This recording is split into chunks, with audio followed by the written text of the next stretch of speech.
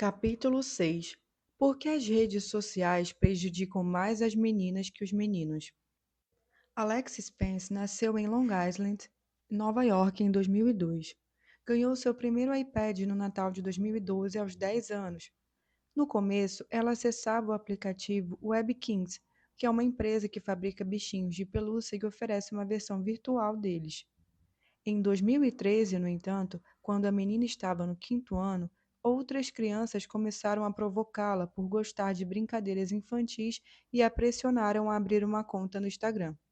Seus pais eram muito cuidadosos com tecnologia, proibiam estritamente telas nos quartos e Alex e o irmão tinham que dividir um computador na sala. Eles sempre verificavam o iPad da filha para ver os aplicativos que haviam sido baixados e decidiram que ela não podia ter Instagram. Como muitos usuários jovens, no entanto, Alex descobriu como contornar as regras. Ela abriu uma conta no Instagram afirmando que tinha 13 anos, embora tivesse apenas 11. A ideia era baixar o aplicativo, usar por um tempo e depois apagar, para que os pais não descobrissem. Com outros usuários com apenas de 13 anos, ela aprendeu a camuflar o aplicativo sob um ícone de calculadora. Quando os pais descobriram que a filha tinha uma conta e começaram a monitorá-la e estabelecer restrições, ela criou outro perfil. A princípio, Alex ficou louca pelo Instagram. Em novembro de 2013, ela escreveu no diário: Cheguei a 127 seguidores no Instagram. Eba! Se eu estava feliz e animada com 10, isso é simplesmente incrível. No entanto, com o passar dos meses, sua saúde mental se deteriorou e ela começou a dar sinais de depressão. 5 meses depois de ter aberto o primeiro perfil no Instagram, ela fez um desenho. A figura 6.1 demonstra descritivamente o desenho que Alex fez. O desenho feito por ela em abril de 2015, aos 12 anos, as palavras no laptop são inútil, morra, feia, idiota e se mata. As palavras no celular são idiota, feia, gorda. As palavras no balão de pensamento são idiota, rumores, inútil, feia, morra, se mata, vaca, retardada. Ninguém te ama, vê se morre, gorda, tonta, esquisita, bizarra e sapatão. 6 meses depois de abrir a conta, os conteúdos que o algoritmo do Instagram havia escolhido para Alex tinha transformado seu interesse inicial por boa parte em um fluxo de todo de modelos dando dicas de dieta e depois em conteúdo pró-anorexia. No oitavo ano, ela foi hospitalizada por anorexia e depressão. Pelo resto da adolescência, enfrentou transtornos alimentares e depressão. Agora, Alex está com 21 anos, recuperou o controle de sua vida e trabalha como socorrista, embora ainda lute contra transtornos alimentares. Falei com ela e sua mãe depois de ler o processo que seus pais entraram contra a Meta em consequência do produto perigoso que oferecem à sua filha, sem permissão deles. Soube ainda sobre os anos críticos que ela passou entrando e saindo de hospitais e do esforço dos pais para mantê-la longe nas redes. Durante um período de abstinência, Alex, tomada pela raiva, socou tanto uma parede que abriu um buraco. Depois de uma longa estada no hospital sem contato com as redes, Alex voltou a ser a garota doce de antes, segundo sua mãe. Ela se tornou uma pessoa diferente, boazinha, educada. Era dia das mães e ela me fez um cartão lindo. Recuperamos nossa filha. Por que as redes atraem as meninas com uma força quase magnética? Como elas as puxam e as ferem, causando depressão, transtornos de ansiedade, transtornos alimentares e ideação suicida. Como vimos, a transição de celulares básicos para smartphones no início de 2010 intensificou e diversificou as atividades digitais, de modo a exacerbar os quatro prejuízos fundamentais: privação social, privação de sono, atenção fragmentada e vício. Por volta de 2013, as alas psiquiátricas dos Estados Unidos e de outros países da anglosfera começaram a se encher de meninas de maneira desproporcional. Neste capítulo, exploro os motivos pelos quais as redes vêm prejudicando mais meninas que meninos. No capítulo seguinte sobre meninos, discuto como eles usam a tecnologia e demonstro que o impacto em seu bem-estar é mais visível no declínio de seu sucesso, em seu desligamento crescente do mundo real, que nos indícios de transtornos mentais, que também aumentaram. Em ambos, analiso os dados dos Estados Unidos e Reino Unido, que são abundantes. As plataformas de rede social, como defini no capítulo anterior, servem ao propósito de compartilhar conteúdos gerados de maneira ampla e assíncrona.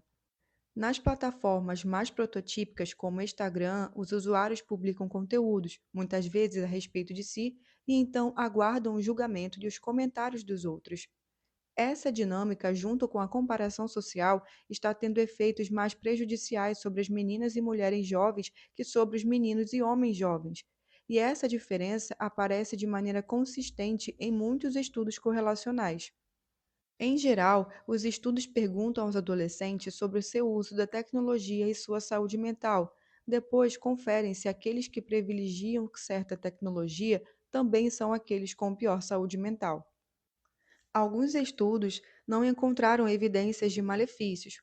Um, bastante conhecido, concluiu que a associação entre o uso de mídias digitais e resultados psicológicos prejudiciais era tão próxima de zero que praticamente equivalia à associação entre comer batata e esses resultados.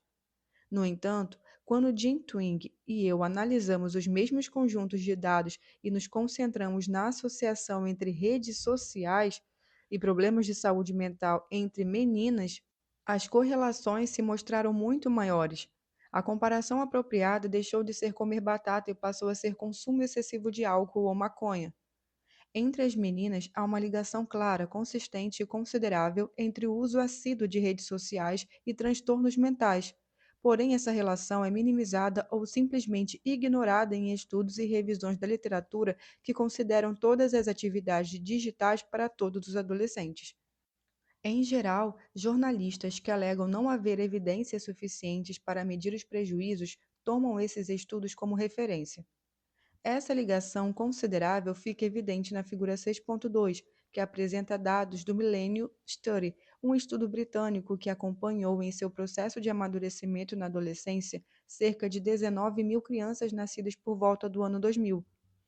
A figura mostra a porcentagem de adolescentes britânicos que poderiam ser considerados deprimidos em relação ao número de horas que eles dizem passar nas redes em um dia de semana comum.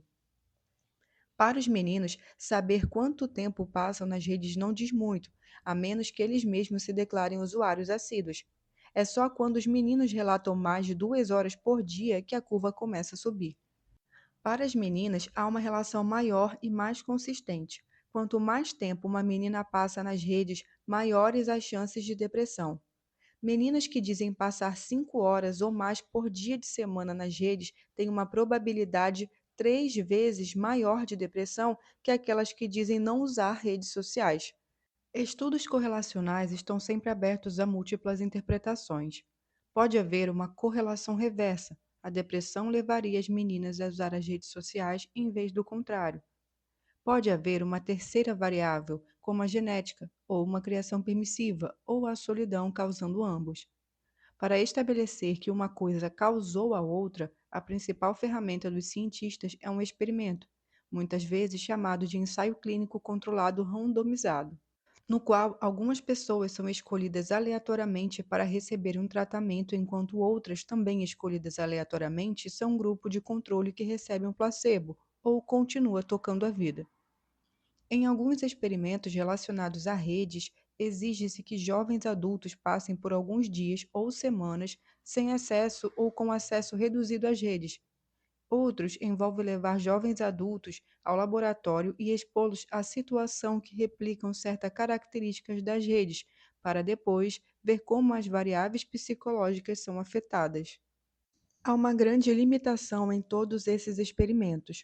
Eles procuram efeitos das redes sociais em indivíduos isolados, como se estudássemos efeitos do açúcar sobre a saúde. Se 100 adolescentes fossem aleatoriamente escolhidos para reduzir seu consumo de açúcar por 3 meses, haverá benefícios em sua saúde em comparação com a do grupo de controle? As redes sociais, no entanto, não são como o açúcar. Elas não afetam apenas a pessoa que a consome. Depois de terem entrado nas escolas no início da década de 2010, nos smartphones nos bolsos dos alunos, elas mudaram de imediato a cultura para todos. Os alunos passaram a falar menos uns com os outros entre as aulas, no intervalo e no almoço, porque começaram a passar grande parte desse tempo no celular e muitas vezes se envolvendo em pequenos dramas ao longo do dia. Isso significou fazer contato visual com menos frequência, rir com menos companhia e perder a prática de puxar papo. Assim, as redes prejudicaram a vida social até mesmo dos alunos que não as utilizam. Esses efeitos no nível grupal podem ser muito maiores do que os nos níveis individuais e provavelmente camuflam a real extensão dos efeitos individuais. Se uma pesquisa seleciona alguns adolescentes para se abster das redes sociais por um mês, enquanto todos os seus amigos continuam ativos, então os abstêmios vão se ver mais isolados socialmente naquele mês. Mesmo assim, no entanto, em muitos estudos, se afastar das redes resultou em uma melhora na saúde mental. Então, imagine quão maior seria o efeito se todos os alunos de 20 escolas de ensino fundamental 2 pudessem ser selecionados aleatoriamente para se afastar das redes por um ano ou trancar seus smartphones toda manhã, enquanto outras 20 escolas de ensino fundamental 2 serviriam como grupo de controle. É desse tipo de experimento que precisamos para examinar os efeitos no nível grupal. Há um tipo pequeno, porém importante, de experimentos que mede os efeitos no nível grupal, perguntando como a comunidade toda muda quando as redes sociais de repente se tornam muito mais disponíveis. Por exemplo, um estudo se aproveitou do fato de que o Facebook no início era usado apenas por alunos de um pequeno número de universidades. Conforme a plataforma se expandia para outras instituições, a saúde mental mudou, pensando em 1 ou 2 anos depois da introdução em uma universidade, se comparada a outras cujos alunos não tinham acesso a ela. Sim, ela piorou e os efeitos foram maiores nas mulheres. Os pesquisadores descobriram que a entrada do Facebook em uma universidade aumentou os problemas de sua saúde mental, em especial na depressão, e levou a uma utilização maior dos serviços de saúde mental. Também se descobriu que, de acordo com os relatos dos estudantes, o declínio na saúde mental se traduziu em um desempenho escolar pior. Indícios adicionais sugerem que os resultados se devem às comparações sociais desfavoráveis promovidas pelo Facebook. Encontrei 5 estudos que analisaram a introdução da internet banda larga no mundo todo, e todos os 5 encontraram indícios de prejuízos à saúde mental. É difícil ter uma infância baseada no celular com velocidade de dados baixa. Por exemplo, o que aconteceu na Espanha conforme os cabos de fibra ótica eram instalados e a internet de alta velocidade chegava às regiões diferentes em momentos diferentes. Um estudo de 2022 analisou o efeito do acesso à internet banda larga em dimensões hospitalares com diagnósticos de saúde mental e comportamental entre adolescentes. A conclusão foi: encontramos um impacto positivo e significativo nas meninas, mas não nos meninos. Explorando o mecanismo por trás desses efeitos, demonstramos que a chegada da internet banda larga aumenta o uso vicioso da internet e reduz de maneira significativa o tempo dormindo, fazendo lição de casa e socializando com parentes e amigos. De novo, esses efeitos são potencializados nas meninas. Esses estudos e muito mais indicam que a rápida transferência da vida social adolescente para as redes foi uma causa do aumento da depressão, da ansiedade, da ideação suicida e de outros problemas de saúde mental iniciadas na década de 2010. Quando alguns pesquisadores dizem que as correlações ou a dimensão dos efeitos são pequenas demais para explicar aumentos tão grandes, referem-se a estudos que mediram apenas os efeitos no nível individual. Raramente consideram a rápida transformação da dinâmica de grupo, que chamo de grande reconfiguração da infância. Mas por que as redes sociais têm um impacto negativo muito maior nas meninas que nos meninos? Como elas afetam seu cérebro e sua identidade em desenvolvimento? No início dos anos 2010, graças aos smartphones, meninos e meninas começaram a passar muito mais tempo na internet, porém de modo diferente. Eles se concentraram a assistir os vídeos a TikTok e no YouTube, usar plataformas baseadas em texto como Reddit e, sobretudo, jogos online com videogames multijogador. Elas, por sua vez, se concentraram com muito mais intensidade nas novas plataformas orientadas para o visual, sobretudo Instagram, mas também no Snapchat, Pinterest e Tumblr. Um estudo britânico de 2017 pediu que adolescentes classificassem as plataformas de redes sociais mais populares de acordo com seus efeitos sobre diferentes áreas de seu bem-estar, incluindo ansiedade, solidão, imagem corporal e sono. O Instagram foi considerado o pior dos 5 aplicativos, seguido pelo Snapchat. O YouTube foi a única plataforma que recebeu uma avaliação no geral positiva. Todas as plataformas orientadas para o visual usaram o modelo de negócios desenvolvido pelo Facebook, aumentar ao máximo o tempo passado na plataforma com o intuito de aumentar ao máximo a obtenção de dados e a receita por usuário gerada para os comunicantes. A figura 6.3 mostra a porcentagem de estudantes americanos de ensino médio que ficava mais de 40 horas por semana nas redes sociais.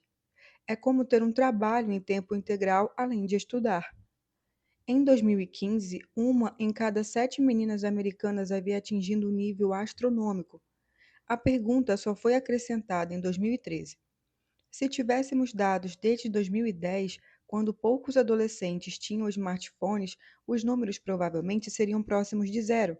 Era quase impossível adolescentes passarem 40 horas por semana nas redes antes de poderem carregá-los no bolso. Meninas passam mais tempo nas redes e as plataformas a que acesso são as piores para a saúde mental. Assim, mesmo se meninas e meninos fossem fisiologicamente idênticos, já esperaríamos encontrar um aumento maior no nível de ansiedade e depressão entre elas. No entanto, meninas e meninos não são idênticos no ponto de vista fisiológico. Há várias razões que explicam por que as necessidades centrais de desenvolvimento das meninas são exploradas e subvertidas com mais facilidade pelas redes do que a dos meninos, que são explorados com mais facilidade por desenvolvedores de jogos online. Meninas e meninos são semelhantes na maior parte dos aspectos psicológicos. Um livro introdutório de psicologia precisa apenas de notas esporádicas sobre as diferenças entre os gêneros. No entanto, há algumas que batem ponto ao longo das culturas e eras. Útil para compreender os efeitos das mídias, a distinção entre agência e comunhão se refere a dois conjuntos de motivações ou objetivos encontrados em quase todo o mundo. Uma revisão recente se definiu assim: a agência surge de um esforço para individuar e expandir o eu e envolve qualidades como eficiência, competência e assertividade. A comunhão surge de um esforço para integrar o eu em uma unidade social mais ampla por meio do cuidado dos outros e envolve qualidades como benevolência, cooperação e empatia. Ambas se mantêm entrelaçadas em padrões mutáveis ao longo de toda a vida, e esse entrelaçamento é particularmente importante para adolescentes que estão em desenvolvimento de sua identidade. Parte de definir o eu nasce da integração bem-sucedida a grupos. Parte de ser atraente a grupos é demonstrar seu valor como um indivíduo com habilidades únicas. Pesquisadores há muito descobriram que meninos e homens são mais focados em esforços de agência, enquanto meninas e mulheres se concentram mais na comunhão. O fato de, com o tempo, essas diferenças de gênero terem diminuído indica que, em parte, elas resultam de fatores e forças culturais. O fato de aparecerem cedo no brincar infantil e poderem ser encontradas em padrões de gêneros de outros primatas indica que provavelmente também haja uma contribuição biológica. Para nossos propósitos, não importa de onde vem a diferença, mas sim que as empresas de tecnologia a conhecem e as usam para fisgar seu público potencial. As redes oferecem maneiras novas e fáceis de se conectar. Elas parecem satisfazer necessidades de comunhão, mas de muitas maneiras as frustram. As redes sociais exploram a maior necessidade de comunhão das meninas e suas outras preocupações sociais de pelo menos 4 maneiras. Acredito que, em conjunto, elas explicam por que a saúde mental das meninas decaiu tão rapidamente em tantos países, assim que elas se receberam smartphones e sua vida social foi transferida para o Instagram, Snapchat, Tumblr e outras plataformas de compartilhamento. Razão 1. Meninas são mais afetadas pela comparação social visual e pelo perfeccionismo. A música de 2021 de Olivia Rodrigo resume como é navegar nas redes sociais para muitas garotas de hoje. Ela começa assim: ela diz então que a comparação com os corpos perfeitos e os dentes brancos como o papel das meninas que não conhece a está matando lentamente. É uma música poderosa, espero que a ouça. Há muitos sociólogos estudam a comparação social e seus efeitos impregnantes. Susan Fiske, estudiosa da psicologia social, diz que humanos são máquinas de comparação. Mark, do mesmo campo, descreve esse maquinário em mais detalhes. É como se todos estivéssemos em um sociômetro no cérebro, um indicador que vai de 0 a 100, indicando onde nos encontramos a cada momento na classificação local de prestígio. Quando o número cai, um alarme é acionado, a ansiedade, e nos motiva a alterar nosso comportamento para que ele volte a subir. Adolescentes são especialmente vulneráveis à insegurança porque seu corpo e sua vida social estão mudando rapidamente. Eles se esforçam para descobrir onde se encaixam na nova ordem de prestígio de seu sexo. Quase todos se importam com a aparência, sobretudo quando passam a ter interesses românticos. Todos sabem que serão escolhidos ou recusados em parte por sua aparência. Para as adolescentes meninas, no entanto, os riscos são mais altos, porque, mais do que nos meninos, sua posição social costuma estar mais intimamente ligada à beleza e sex appeal. Quando entram nas redes sociais, elas ficam mais sujeitas a julgamentos severos e constantes de sua aparência e de seu corpo. Elas também se veem confrontadas com padrões de beleza mais inatingíveis. Já era ruim o bastante na minha juventude, nos anos 70 e 80, quando as meninas eram expostas a fotos retocadas de modelos. No entanto, tratava-se de adultas desconhecidas, que não concorriam com elas. Então, o que aconteceu quando a maioria das meninas da escola criou uma conta no Instagram e no Snapchat e começou a publicar os pontos altos de sua vida cuidadosamente editados com filtros e aplicativos para aprimorar sua beleza virtual e a sua marca online? O sociômetro de muitas meninas despencou, porque a maioria agora estava abaixo do que lhes parecia ser a média. Por todo o mundo desenvolvido, um alarme disparou em sua mente e na mente das meninas, mais ou menos ao mesmo tempo. É possível observar o poder dos filtros e aplicativos de ajuste na figura 6.4, na qual Josephine, influenciadora do Instagram, demonstra como é fácil basicamente apertar um botão e se transformar em uma beldade cada vez mais realista nas redes sociais. Esses aplicativos de ajustes oferecem às meninas a possibilidade de se apresentar com a pele perfeita, lábios mais volumosos, olhos maiores e uma cintura mais estreita. O Snapchat ofereceu opções similares através de seus filtros lançados em 2015, muitos dos quais possibilitavam lábios mais cheios, narizes menores e olhos maiores ao toque de um botão. Pode-se observar a queda vertiginosa dos sociômetros na figura 6.5, que mostra a porcentagem de alunos no último ano do ensino médio que respondiam satisfeitos ou completamente satisfeitos à pergunta: qual seu nível de satisfação consigo mesmo? A queda é visível também entre os meninos, e no próximo capítulo discuto como a vida deles mudou.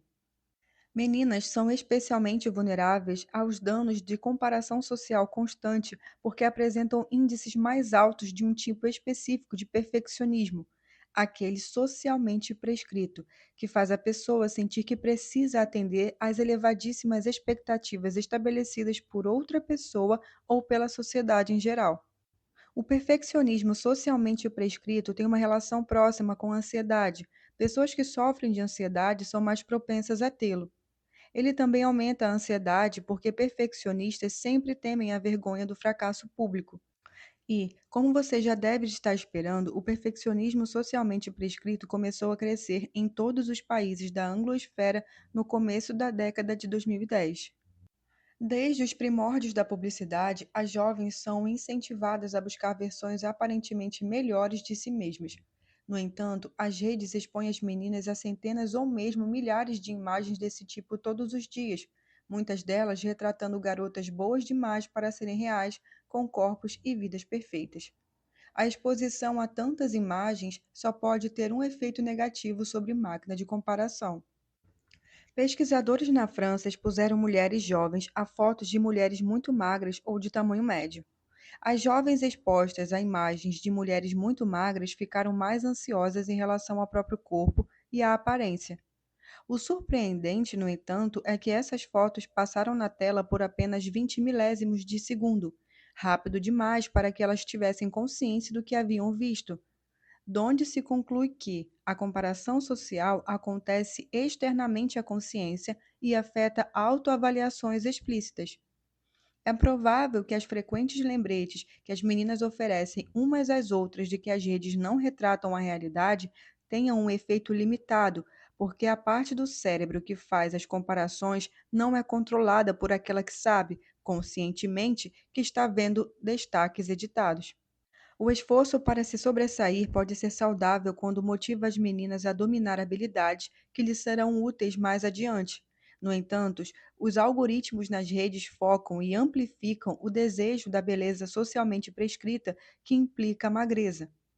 O Instagram e o TikTok enviam essas imagens de mulheres muito magras se essas meninas demonstram interesse em perda de peso ou em beleza, ou mesmo em alimentação saudável. Pesquisadores do Centro de Combate ao Ódio Digital criaram uma dúzia de contas falsas no TikTok, registradas como se fossem de meninas de 13 anos, e observaram que semanas depois o algoritmo já lhes oferecia dezenas de milhares de vídeos sobre emagrecimento. Os vídeos incluíam muitas jovens emaciadas incentivando suas seguidoras a experimentar dietas extremas, como a da noiva cadáver, ou de ingestão exclusiva de água. Foi o que aconteceu com Alex Spence no Instagram em 2012.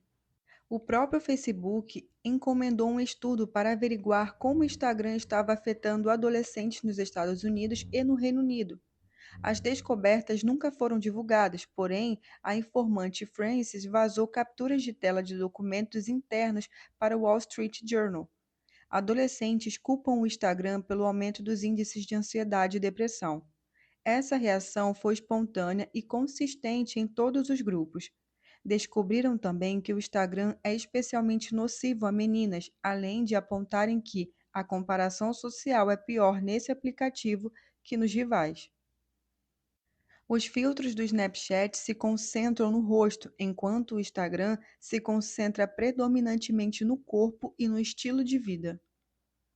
Razão número 2.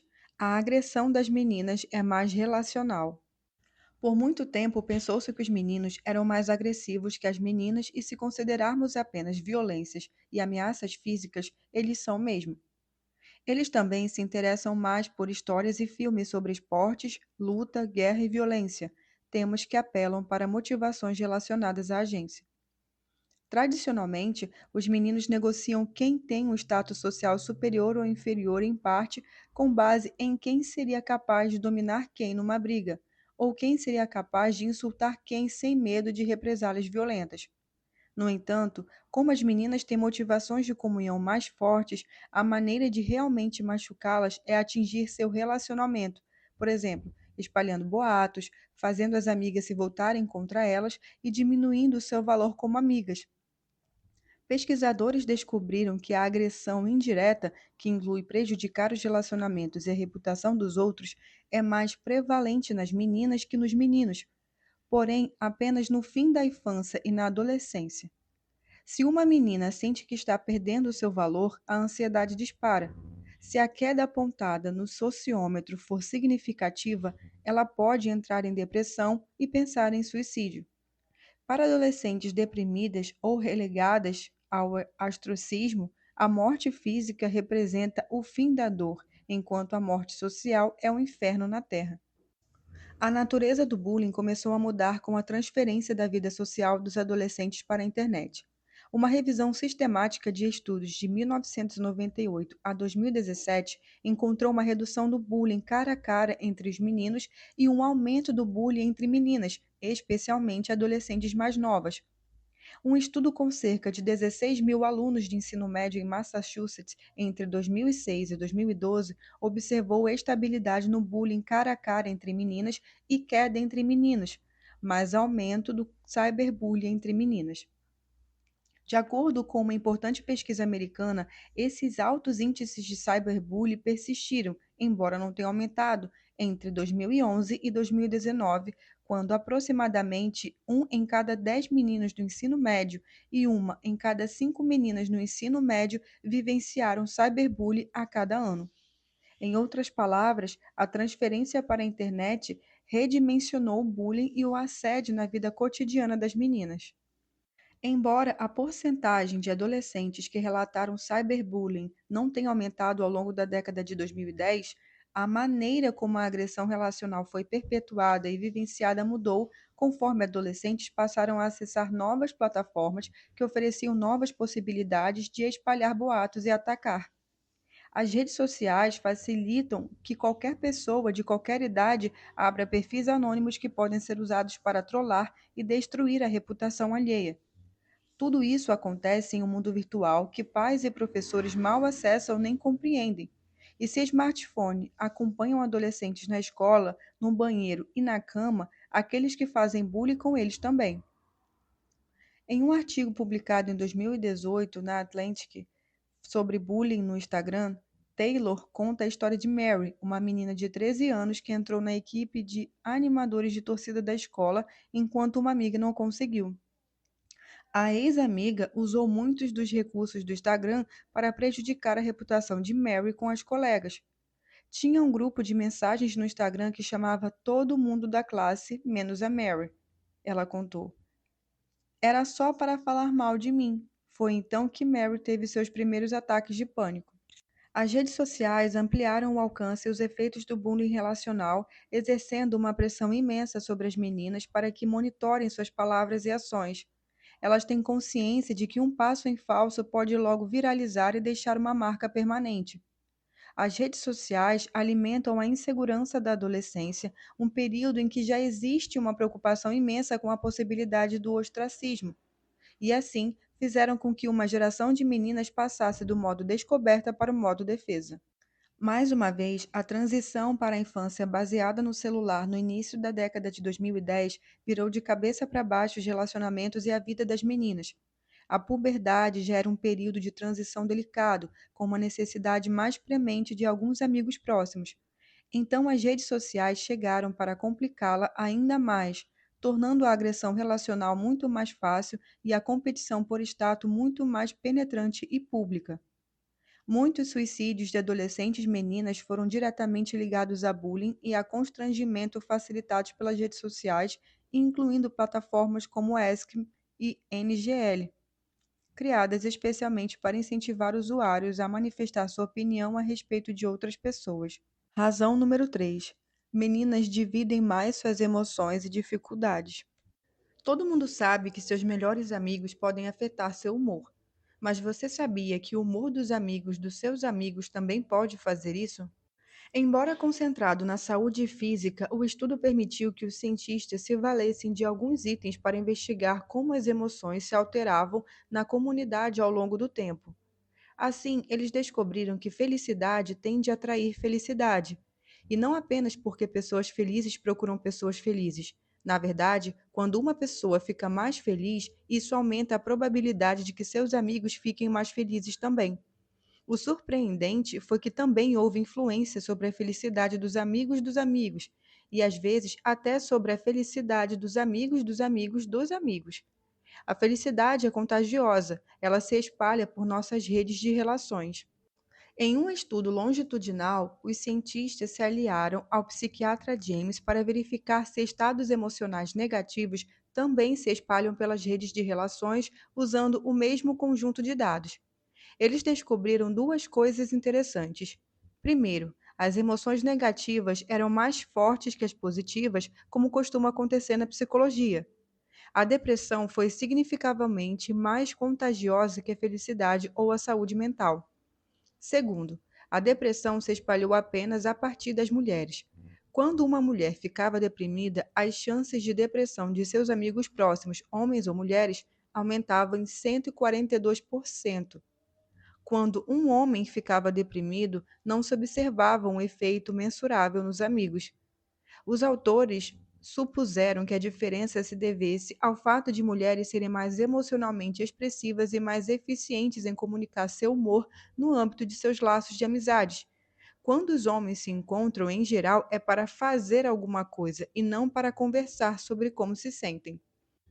O estudo dos cientistas foi encerrado em 2011, pouco antes do advento das redes sociais. O que você imagina que aconteceu com as comunidades de adolescentes depois de 2010, quando elas se tornaram muito mais interconectadas que os dos adultos do estudo? Considerando que a depressão e a ansiedade são mais contagiantes que uma boa saúde mental e que as meninas têm maior probabilidade de falar sobre seus sentimentos, seria de esperar uma explosão repentina de depressão e ansiedade assim que grandes números de meninas se juntaram ao Instagram e outras plataformas de compartilhamento por volta de 2012. Foi exatamente o que aconteceu, como demonstrado no capítulo 1. Em vários países, a incidência de depressão entre as meninas aumentou de maneira acelerada no início da década de 2010. O mesmo ocorreu com as taxas de automutilação e hospitalização psiquiátrica. No entanto, a depressão não é o único transtorno que se espalha pelas redes. Em 1997, Leslie Boss, então pesquisadora dos Centros de Pesquisa e Prevenção de Doenças, publicou uma revisão da literatura histórica e médica sobre epidemias sociogênicas. Sociogênico significa gerado por forças sociais em vez de biologicamente. Boss notou duas variantes recorrentes ao longo da história: a variante ansiosa, cujos sintomas mais comuns são dor abdominal, dor de cabeça, tontura, desmaios, náuseas e hiperventilação, e a variante motora, cujos sintomas mais comuns são doença histérica, convulsões, risadas e pseudoconvulsões. As epidemias de dança, como foram chamadas pelos historiadores, varriam vilarejos da Europa medieval de tempos em tempos, levando seus habitantes a dançar até morrer de exaustão. Quando essas variantes ocorreram em décadas recentes, as autoridades médicas não conseguiram observar nenhum tipo de toxina ou poluição ambiental que pudesse ter provocado os sintomas. O que observaram repetidamente foi que adolescentes meninas corriam um risco mais alto de sucumbir aos transtornos que qualquer outro grupo e o que os surtos tinham maior probabilidade de correr depois que a comunidade fosse alvo de um fator de estresse ou de uma ameaça. Boss notou que essas epidemias se espalhavam pelas redes de relações por meio da comunicação cara a cara, mas recentemente se espalhavam por veículos de comunicação em massa como televisão.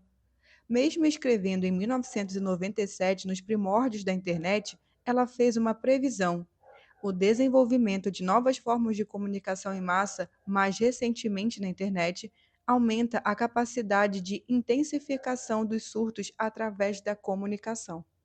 A pesquisadora acertou. Quando entram nas plataformas de rede social baseadas em imagens, em especial aquelas orientadas para vídeos, como o YouTube e depois o TikTok, os adolescentes se envolveram de uma maneira que facilitava a transmissão de transtornos psicogênicos.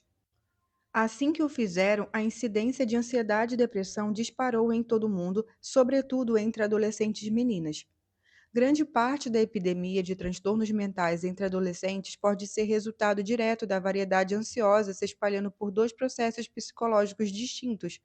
Primeiro, o contágio emocional simples, como descrito no Fowler e no Chikes.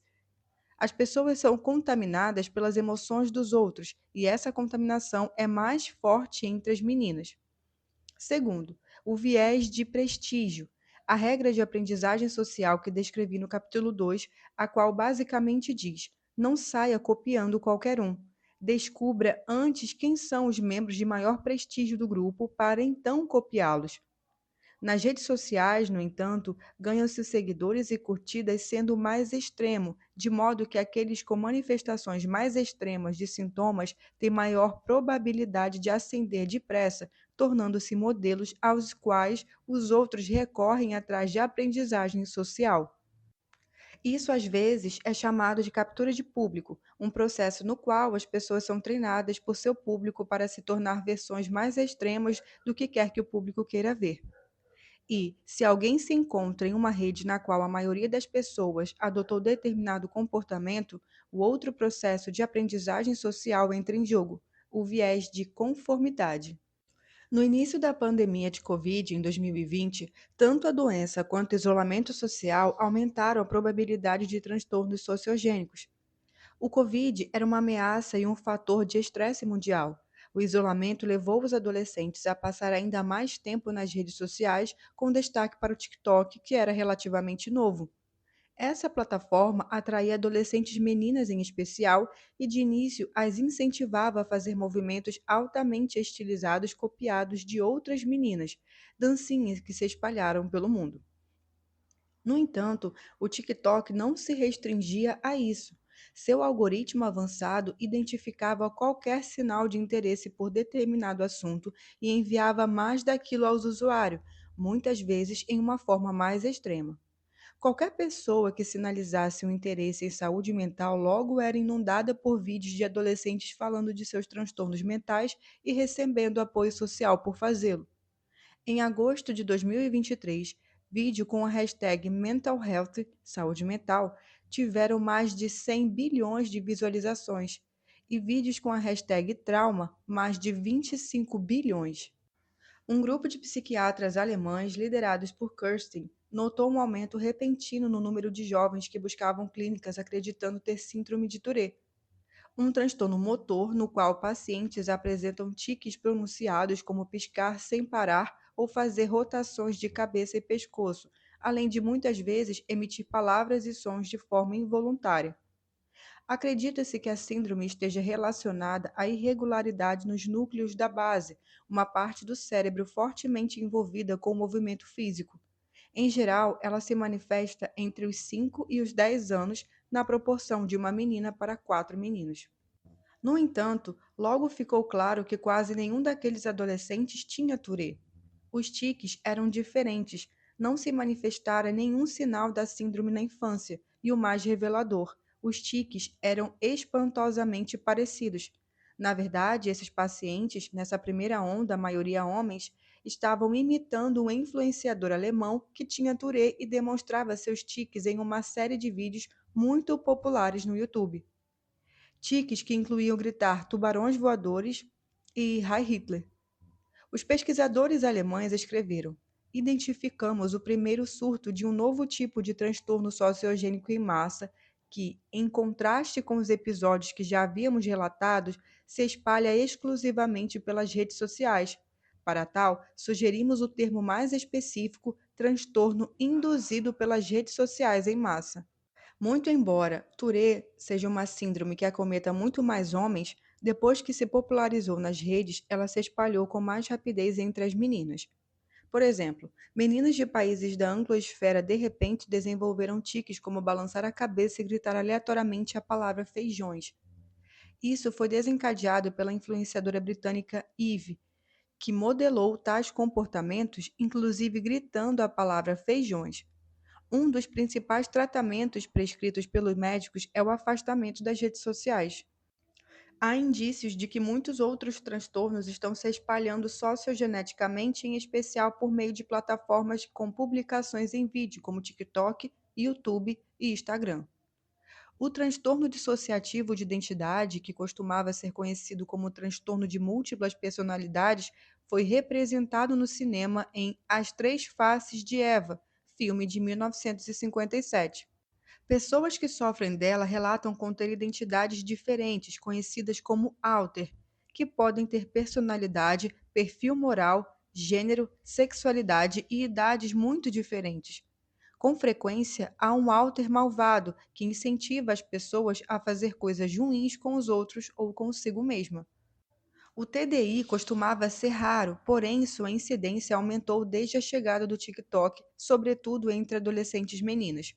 Influenciadores retratando múltiplas personalidades atraíram milhões de seguidores, o que contribuiu para uma tendência crescente de autoidentificação com o transtorno.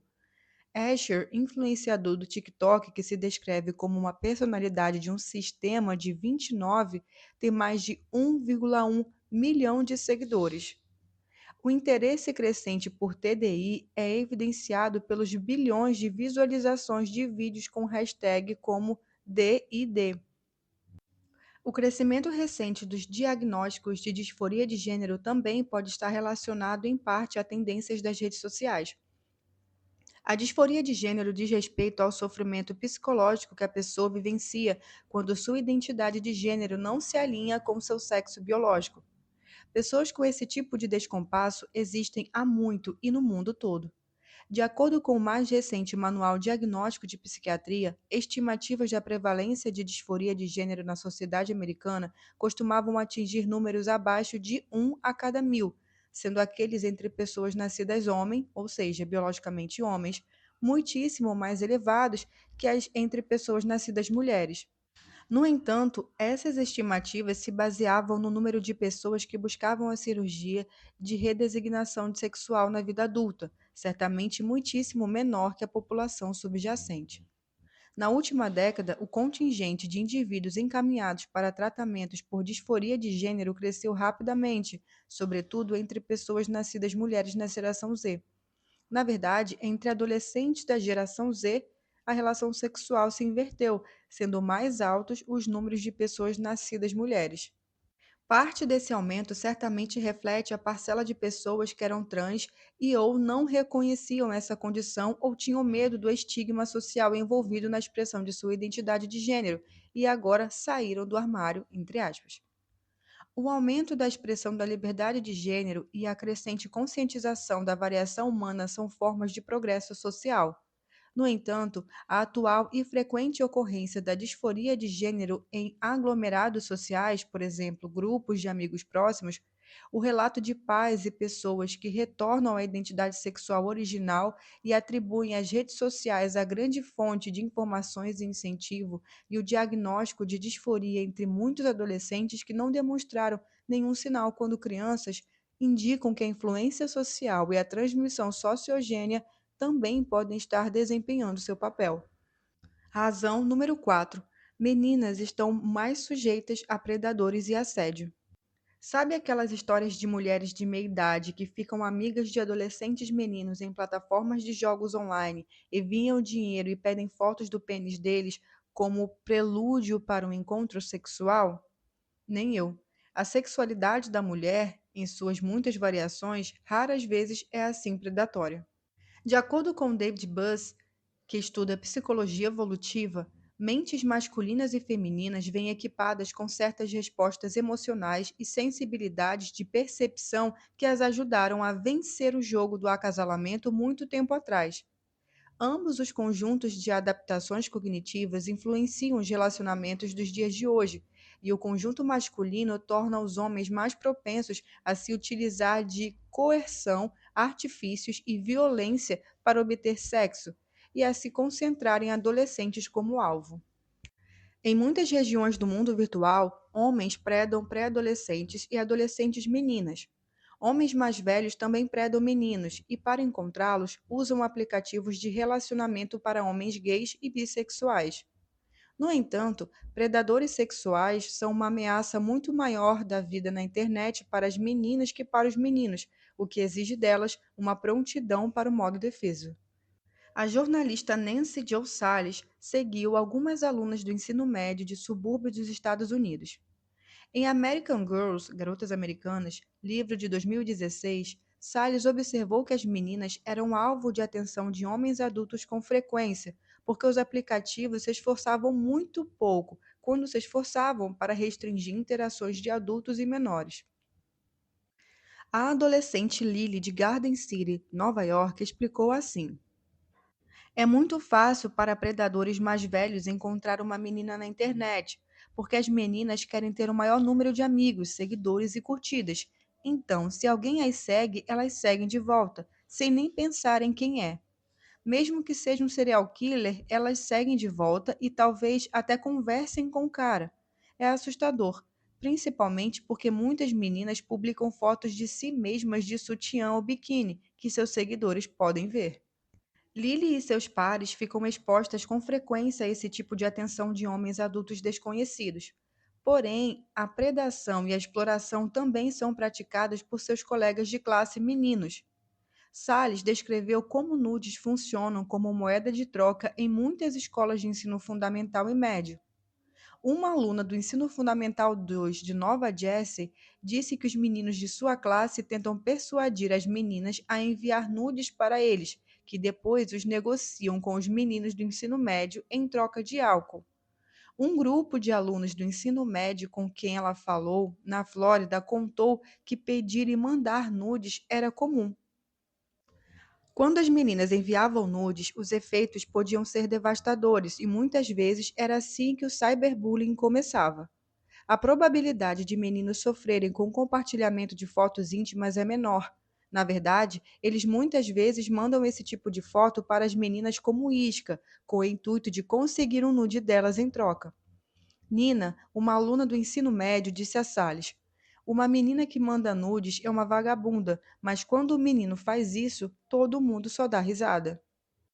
Em plataformas de rede social como Instagram e Snapchat, as meninas ficam sujeitas a mensagens privadas de homens adultos e uma cultura escolar na qual fotos de seu corpo nu se tornam moeda de troca para meninos em busca de prestígio social, e ao constrangimento delas que paga o pato. Com a predação sexual e a sexualização desenfreada, meninas e mulheres jovens costumam se manter mais atentas na internet que meninos e homens jovens. Assim, elas são forçadas a passar uma boa parte de sua vida virtual no modo defesa, o que pode ter contribuído com um disparo galopante de seu nível de ansiedade na década de 2010. Da maneira como são utilizadas pelos adolescentes hoje, as redes sociais aumentam a quantidade de conexões sociais e assim reduzem sua qualidade e sua natureza protetora. Fred, autor e blogueiro americano especializado em educação, explica o motivo. Se dividimos as horas do dia em nossa mente em mais e mais relacionamentos em comparação com o passado, estamos quase certamente investindo menos em cada relacionamento individual.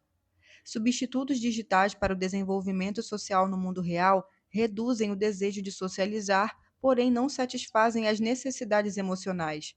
Acredito que isso tenha criado uma armadilha muito poderosa. Essa forma de interação satisfaz superficialmente o desejo de se conectar com outras pessoas, porém a conexão é rasa, imaterial, pouco satisfatória. O impulso humano de ver outras pessoas é abafado, sem que se acesse o poder revigorante da conexão humana real. Quando, no início da década de 2010, tudo foi transferido para os smartphones, tanto meninas quanto meninos apresentavam um aumento gigantesco em seu número de laços sociais e no tempo exigido para atendê-los. Esse crescimento explosivo causou necessariamente uma queda no número de amizades próximas e em sua profundidade. A psicóloga clínica Lisa diz que, no que se refere às amizades para meninas, qualidade é mais importante que quantidade. As meninas mais felizes não são as que têm mais amizades, e sim as que têm amizades fortes, que servem de apoio, mesmo que isso signifique ter uma única amiga maravilhosa. Depois que debandaram para as redes sociais e passaram a não ter tantas conversas longas com uma ou duas amigas especiais, as meninas se viram imersas num mar de amizades, entre aspas, seguidores e conhecidos transitórios, pouco confiáveis, e que só apareciam nas horas boas. A quantidade superou a qualidade e a solidão veio com força total, como se pode ver na figura 6.7. Essa é a grande ironia das redes sociais. Quanto mais você mergulha nelas, mais só e deprimido se sente. Isso vale tanto no nível individual quanto no coletivo. Quando adolescentes, como um todo, começaram a se encontrar menos e a fazer menos coisas juntos no mundo real, sua cultura se transformou. Suas necessidades de comunhão passaram a não ter e não ser satisfeitas, incluindo as dos adolescentes que não usavam redes sociais. Depois de considerar as 4 razões pelas quais meninas são particularmente vulneráveis, fica claro por que as redes sociais são uma armadilha que seduz mais as meninas que os meninos. A promessa de se conectar com amigos, que apela à necessidade mais forte de comunhão das meninas, é atraente, mas a realidade é que elas se veem mergulhadas num estranho mundo novo, no qual nossa antiga programação evoluída para as comunidades do mundo real falha continuamente. No mundo virtual, elas ficam sujeitas a centenas de vezes mais comparação social do que meninas vivenciaram em toda a evolução humana. Também são expostas a mais crueldade e bullying, porque as plataformas de rede social incentivam e facilitam a agressão relacional. Sua abertura e disposição em compartilhar emoções com outras meninas as expõe à depressão e a outros transtornos. As estruturas de incentivo distorcidas das redes sociais recompensam as manifestações mais extremas de sintomas.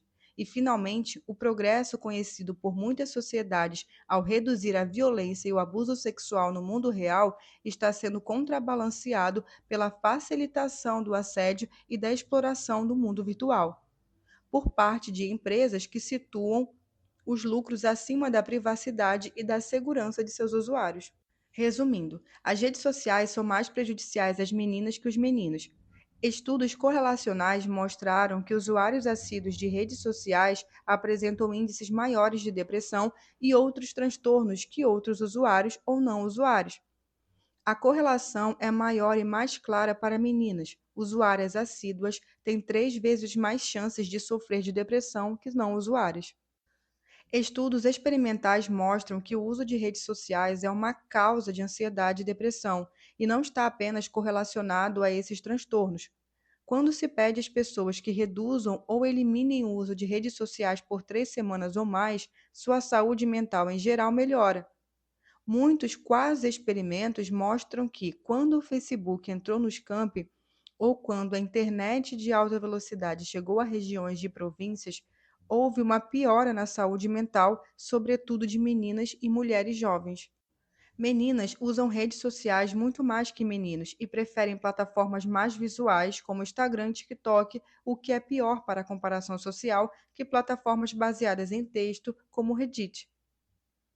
Duas categorias importantes de motivação são a agência, o desejo de se destacar e produzir um efeito no mundo, e a comunicação.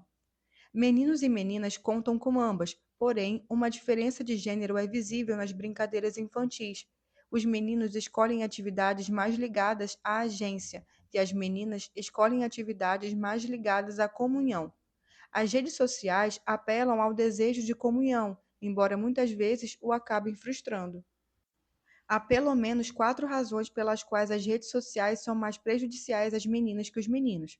A primeira é que elas são mais sensíveis à comparação visual, sobretudo quando outras pessoas elogiam ou criticam sua aparência. Plataformas de rede social orientadas para o visual, que se concentram em imagens da própria pessoa, são perfeitas para abaixar o sociômetro. Meninas também têm maiores chances de apresentar perfeccionismo socialmente prescrito, no qual a pessoa tenta corresponder aos padrões impossivelmente altos dos outros ou da sociedade como um todo. A segunda é a agressão das meninas muitas vezes se expressar em tentativas de prejudicar os relacionamentos e a reputação das outras, enquanto é muito mais provável que a agressão dos meninos seja expressa de maneira física. As redes sociais oferecem às meninas infinitas maneiras de prejudicar os relacionamentos e a reputação das outras. A terceira razão é meninas e mulheres compartilharem emoções com maior facilidade. Quando tudo foi transferido para o online e as meninas se viram hiperconectadas, aquelas com ansiedade ou depressão podem ter influenciado muitas outras a desenvolver ansiedade e depressão. Meninas também são mais vulneráveis a transtornos sociogênicos, ou seja, transtornos causados por influência social e não biologicamente. A quarta razão é a internet ter facilitado a abordagem e a perseguição de meninas e mulheres por parte dos homens e o mau comportamento sem consequências. Quando adolescentes meninas criam contas em redes sociais, muitas vezes são seguidas e recebem mensagens de homens mais velhos. Elas também são pressionadas por meninos da escola a compartilhar nudes seus. As redes sociais são uma armadilha que atrai mais as meninas que os meninos. Elas seduzem com a promessa de conexão e comunhão, porém, ao multiplicar o número de relacionamentos, também reduzem sua qualidade, tornando mais difícil passar um tempo com poucos amigos próximos no mundo real. Esse pode ser o motivo pelo qual a solidão disparou tanto entre as meninas no início da década de 2010, enquanto para os meninos o aumento tenha sido mais gradual.